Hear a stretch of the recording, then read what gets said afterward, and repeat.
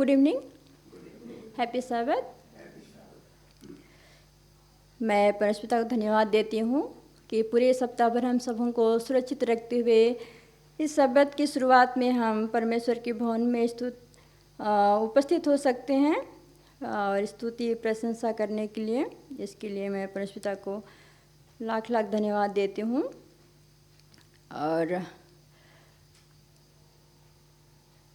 लकड़ा sir को भी मैं धन्यवाद देती हूँ, सॉन्ग सर्विस में हमें अगुवाई की है। धन्यवाद सर। और मैं इस सभा को शुरू करने से पहले वचन पढ़ना चाहूँगी, आप भी खोल सकते हैं। निर्गमन 22 का 28 और 29 मैं पढ़ूँगी। तू परमेश्वर का अनादर नहीं करना और ना अपने समाज के किसी अगुवे को अपशब्द कहना। तू मुझे अपने खेत की प्रचुर उपज और रसकुंडों के रस में से भेंट अर्पित करने में विलंब ना करना। तू मुझे अपने पुत्र में से पहिलौठा पुत्र देना। इस वचन पर ईश्वर आशीष देवे, आमीन। इसी के साथ मैं यहाँ उपस्थित आप सबों को भाग्यराम मंडली की ओर से स्वागत जनाती हूँ। और आइए इस सभा को शुरू करने के लिए हम लोग गीत गाएंगे। और गीत का बोल है परम पिता की स्तुति गाए, और ये मिलता है हिंदी से 107 में। और खुलना हुआ तो आप सब खड़े हो जाइएगा।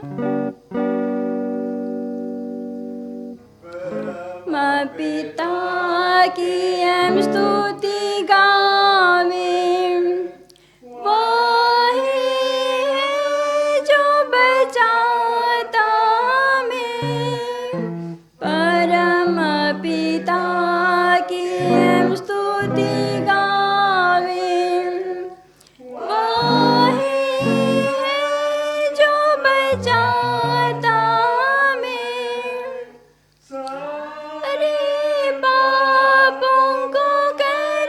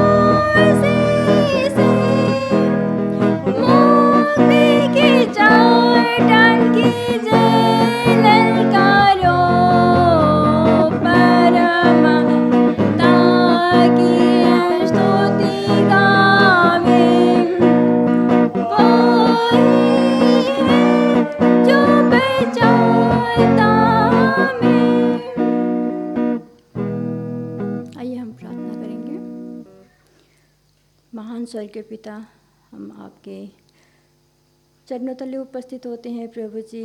लाख लाख धन्यवाद देते हैं कि पूरे दिन भर आपने हम सबों को सुरक्षित रखते हुए इस सुंदर शाम सबत की सुंदर शाम को देखने का मौका दिया प्रभु जी। और हम आपके भवन में उपस्थित हो पाते हैं। आपकी स्तुति प्रशंसा के लिए आपको फिर से लाख लाख धन्यवाद देते हैं प्रभु जी पिता। और प्रार्थना करते हैं कि जहाँ कहीं भी आपके नाम की स्तुति प्रशंसा कर रहे हैं प्रभु जी, आप उन सबों के भी साथ रहिए। और प्रार्थना करते हैं कि जो कोई दुख बीमार से पीड़ित हैं, उन्हें भी आप अपने हाथों से छुइए और चंगाई प्रदान कीजिए, ताकि वह भी आपकी स्तुति प्रशंसा कर पाए पिता। और बीते हुए दिनों में पिता, हमसे किसी प्रकार की कोई अपराध हो गई हो तो हमारे अपराधों को क्षमा कर दीजिए। और विशेष प्रार्थना करती हूँ कि प्रभु जी, मैं अभी आपके वचन को सुनाने जाऊंगी, आप हमारे साथ रहिए। मैं जो भी वचन पढ़ूंगी उसमें आप हमारी सहायता मदद कीजिए, अगुवाई कीजिए, ताकि मैं आपके वचन को अच्छी तरह से पढ़कर सुना सकूं। और सुनने वाले श्रोतागण हैं जो मैं आपके वचन को सुनाऊंगी, वह समझ सके और आशीषित हो सके पिता। और क्या प्रार्थना करें प्रभु जी, आप सब कुछ जानते हैं। छोटी प्रार्थना प्रभु यीशु के नाम से मांगते हैं, स्वर्ग में सुन और ग्रहण कर दीजिए। आमीन।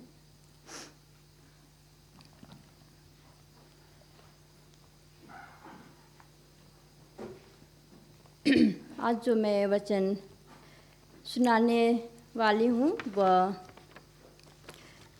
दानियल की पुस्तक से है। और दानियल और उनके 3 दोस्तों के बारे में है।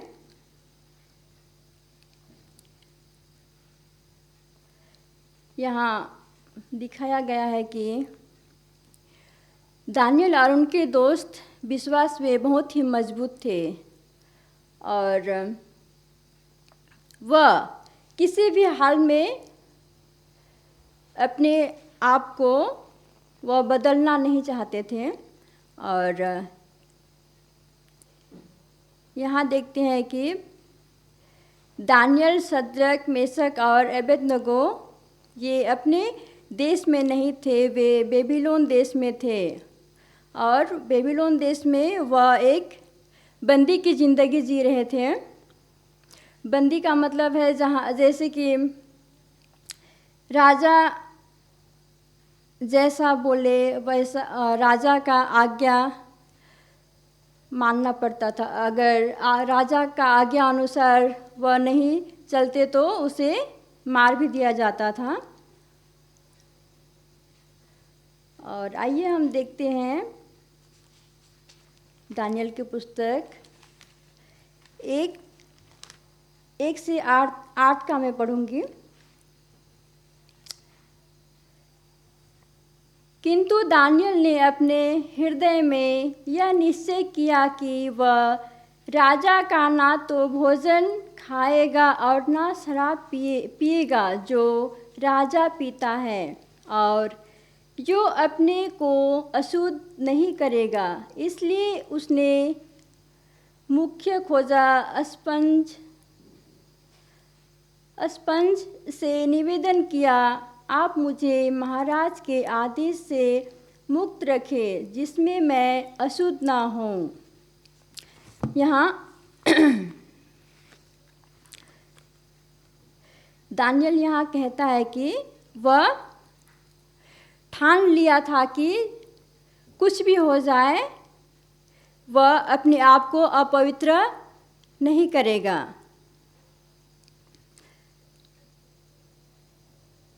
वह जैसे कि उन्हें राजा की सेवा में बेबीलोन ले जाया गया और उन्हें राजा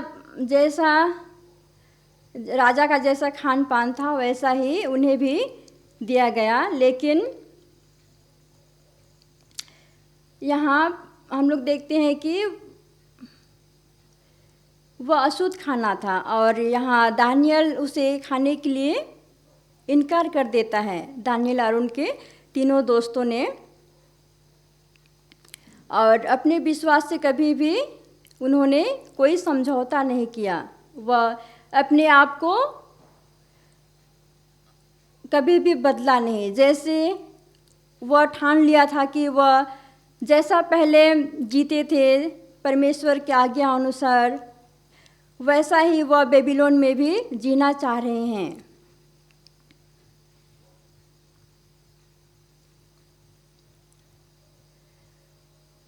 तो यहाँ हम देखते हैं कि ये हमारे जीवन में भी लागू होता है। जैसे कि हम लोग देखते हैं कि हम किसी भी चीज़ में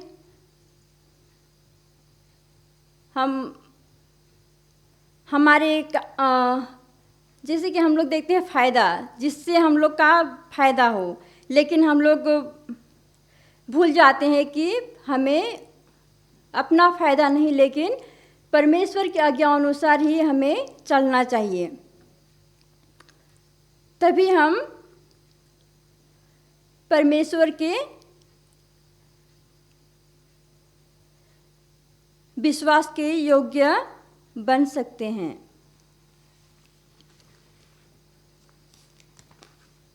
और यहाँ मैं और फिर से पढ़ना चाहूँगी 3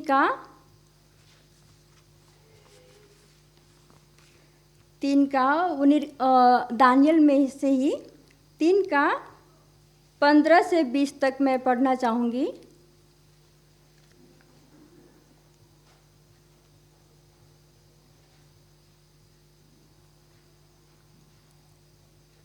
अब यदि तुम नरसिंगे, बांसुरी, बीना, सारंगी, सितार, शहनाई और अन्य सब प्रकार के बाघों का स्वर सुनकर मेरे द्वारा स्थापित मूर्ति के सम्मुख गिरकर उसका सम्मान करने को तैयार हो तो ठीक है, तुम्हारा अनिष्ट ना होगा। पर यदि तुम मूर्ति के प्रति सम्मान प्रकट नहीं करोगे तो तुम अविलंब धधकती हुई अग्नि की भट्ठी में फेंक दिए जाओगे। तब मैं देखूंगा कि कौन सा ईश्वर तुम्हें मेरे हाथ से बचाएगा। शद्रक, मेशक और अबेदनगो ने राजा को उत्तर दिया, महाराज, इस संबंध में हम उत्तर देना आवश्यक नहीं समझते। यदि हमारे साथ ऐसा व्यवहार किया जाएगा तो हम जिस परमेश्वर की सेवा आराधना करते हैं वह हमें धधकती हुई अग्नि की भट्ठी में से भी छुड़ा लेगा। महाराज, वह हमें आपके हाथ से भी छुड़ा सकता है। महाराज, यदि आप हमें धधकती हुई अग्नि की भट्ठी में नहीं डालोगे तो भी हम आपके देवताओं की सेवा आराधना नहीं करेंगे और न आपके द्वारा स्थापित स्वर्ण मूर्ति के सम्मुख झुककर उसके प्रति सम्मान प्रकट करेंगे। नबूकदनेस्सर क्रोध से भर गया, उसके चेहरे का रंग बदल गया। उसका क्रोध शद्रक, मेशक और अबेदनगो के प्रति भड़क उठा। उसने आदेश दिया कि भट्ठी की अग्नि 7 गुना अधिक तेज की जाए। तत्पश्चात उसने अपनी सेवा के कुछ बलिष्ठ योद्धाओं को आदेश दिया कि वे शद्रक, मेशक और अबेदनगो को बांधकर धधकती हुई अग्नि की भट्ठी में फेंक दे। तो यहाँ हम लोग देखते हैं कि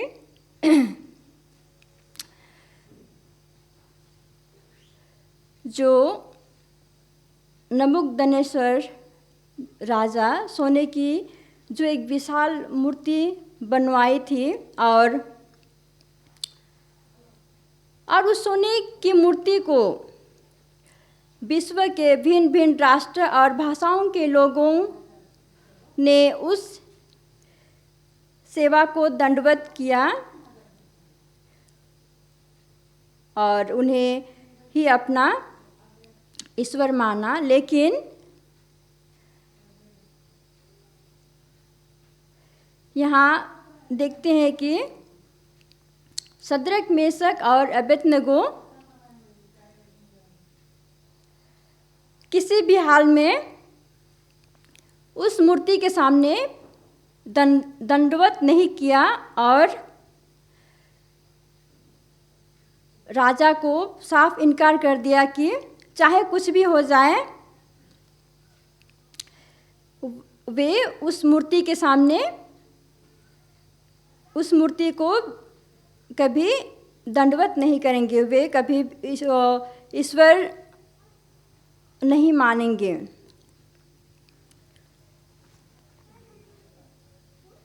और ये बात सुनकर राजा नबूकदनेस्सर जो था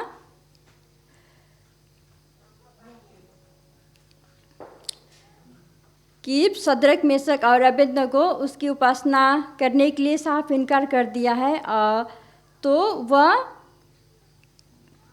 जो वहाँ के योद्धा थे उन्हें कहा और उन तीनों को चेतावनी भी दी गई कि अगर तुरही की आवाज़ सुनते ही वह उस मूर्ति के सामने दंडवत नहीं करेंगे तो उन्हें धधकती हुई भट्टी में डाल दिए जाएंगे। फिर नबूकदनेस्सर कहता है कि फिर ऐसा कौन सा देवता है जो तुम्हें इस धधकती हुई भट्टी से बचा लेगा? कौन सा ईश्वर है जो तुम्हें इस भट्टी से निकाल सकता है, छुड़ा सकता है, बोल करके। तो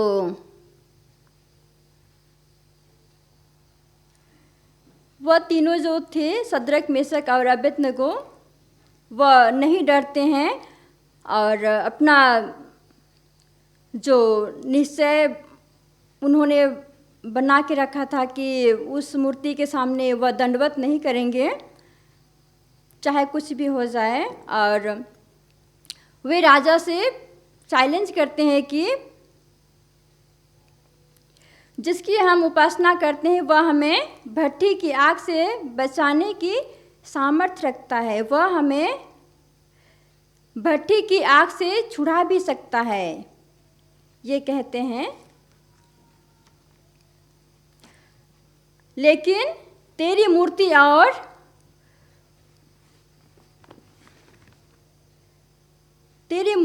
तेरी देवता की उपासना हम नहीं करेंगे।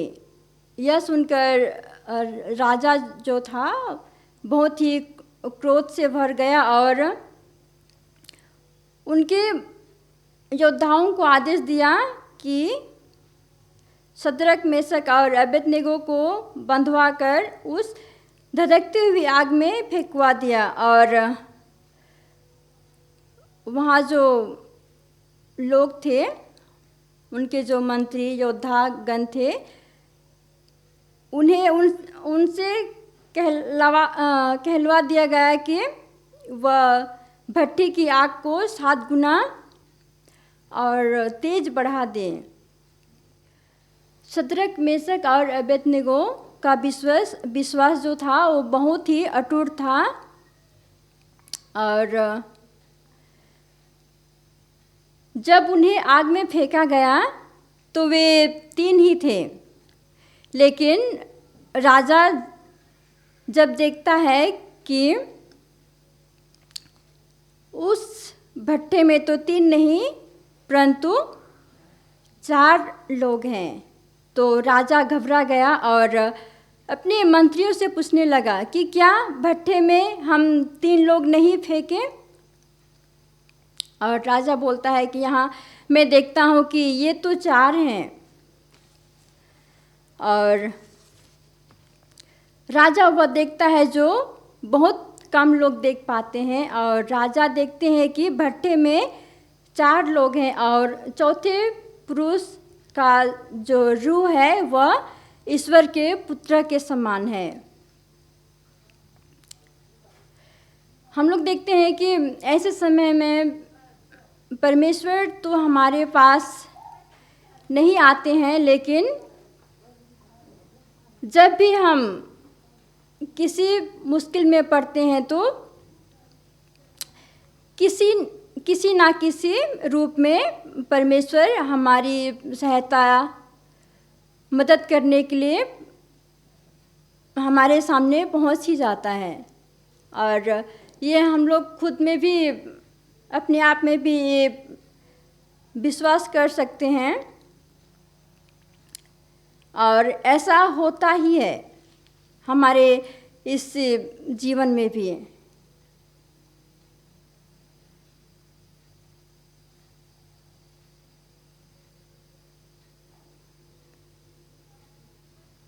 और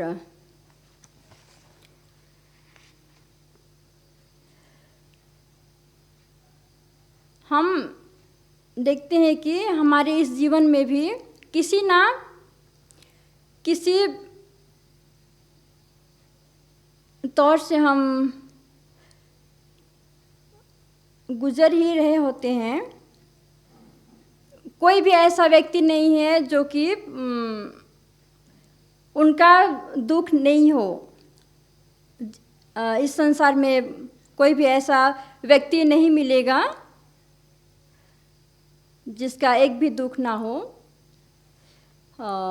इस संसार में हर एक का किसी ना किसी तरह से सबका अपना अपना दुख होता ही है, लेकिन हम विश्वास रखें परमेश्वर पर कि जो भी हमारे जीवन में मुश्किलें कठिनाई आती है तो हम विश्वास के साथ परमेश्वर से प्रार्थना करें, तो परमेश्वर जरूर हमारी प्रार्थना को सुनेगा।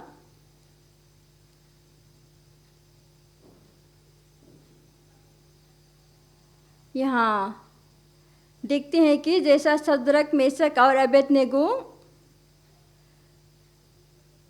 जिस तरह से परमेश्वर ने बचाया, वह बहुत ही क्या बोलेंगे बहुत ही मुश्किल था। लेकिन हम लोग जानते हैं कि वह हमारे जीवन में मुश्किल होता है, लेकिन परमेश्वर के लिए वह आसान है। लेकिन हमें विश्वास के साथ ही हम किसी भी चीज़ को मांगे तो हमें ठान लेना है कि, और ठान लेंगे तभी हम विश्वास के साथ हम चल सकेंगे।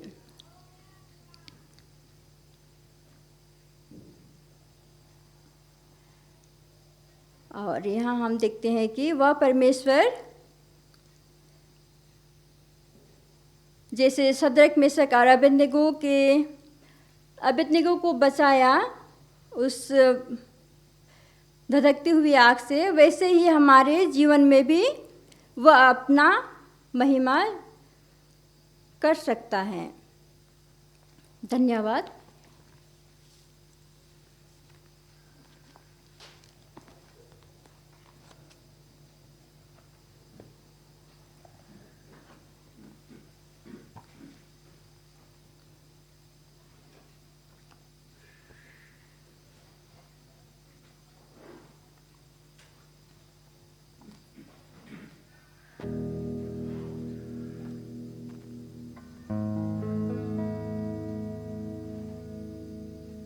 हम लोग हिंदी से गाएंगे इस सभा को अंत करने के लिए, और ये मिलता है आपका हिंदी से 43। प्रभु तेरा हूँ, तेरे वचन से तेरा प्रेम पहचानता हूँ। और खुलना हुआ तो आप सब खड़े हो जाइएगा।